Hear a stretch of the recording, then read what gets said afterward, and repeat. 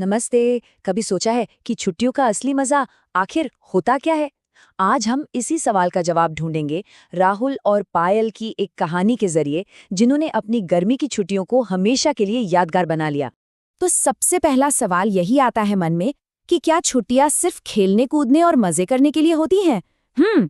चलिए राहुल और पायल की कहानी में झांक कर देखते हैं कि इसका कोई और भी मतलब हो सकता है या नहीं।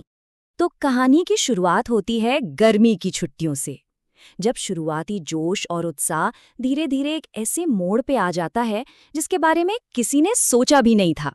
शुरुआत में तो भाई सब कुछ एकदम परफेक्ट था।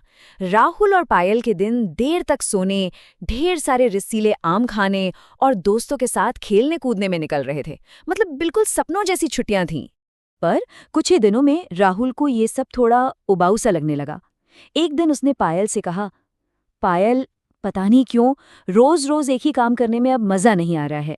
और बस यहीं से कहानी ने एक नया मोड़ ले लिया। जो मजा पहले हर दिन को खास बना रहा था, वही अब बोरियत में बदल चुका था। वो खाली समय जो पहले एक वरदान लगता था, अब वही एक बोझ सा बन गया था। और यही उनकी छुट्टियों की सबसे बड़ी प्रॉब्लम थी। और ठीक इसी समय कहानी में एंट्री होती है एक नए आइडिया की। ये था दादी का आइडिया। एक ऐसा आइडिया जिसने उनकी छुट्टियों का पूरा नजारा ही बदल कर रख दिया। बच्चों को यूं बोर होता देख उनकी दादी ने एक बहुत ही प्यारा सा आइडिया दिया। उन्होंने कहा, अगर तुम दोनों चाहो तो मैं तुम्हें कुछ नया सिखा सकती हूँ। ये सुनना था कि राहुल और पायल की आंखों में एक अलग ही चमक आ गई और दोनों ने फौरन हाँ कह दिया। और बस यहीं से शुरू हुआ उनका सीखने का एक नया सफर। ये सफर उन्हें बगीचे से लेकर रसोई तक ले गया और हर दिन अपने साथ एक नया हुनर लेकर आया। चलिए देखते हैं कैसे। तो सबसे पहले उन्होंने सीखी बागवानी। दादी के साथ मिलकर छोटे छोटे गमलों में पौधे लगाए, उन्हें हर रोज पानी दिया और फिर अपनी आंखों के सामने उन नन्हे पौधों को धीरे धीरे बढ़ते हुए देखा।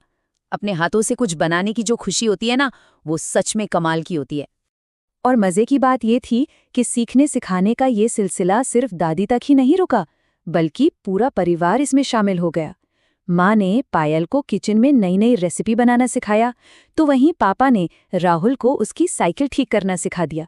मतलब ये एक तरह का बेहतरीन फैमिली प्रोजेक्ट बन गया था। और जरा देखिए उनकी दुनिया कैसे बदल गई। जहाँ पहले सिर्फ खेल और बोरियत थी, अब वहाँ खेल के साथ साथ सीखना भी था। बोरियत की जगह अब हर दिन कुछ नया खोजने का उत्साह था। वाकई क्या जबरदस्त बदलाव था ये। तो इस कहानी के अंत में जाकर उन्हें मिला छुट्टियों का असली मजा। एक ऐसी खुशी की खोज जो सिर्फ खेलने कूदने से कहीं ज्यादा बड़ी और गहरी थी।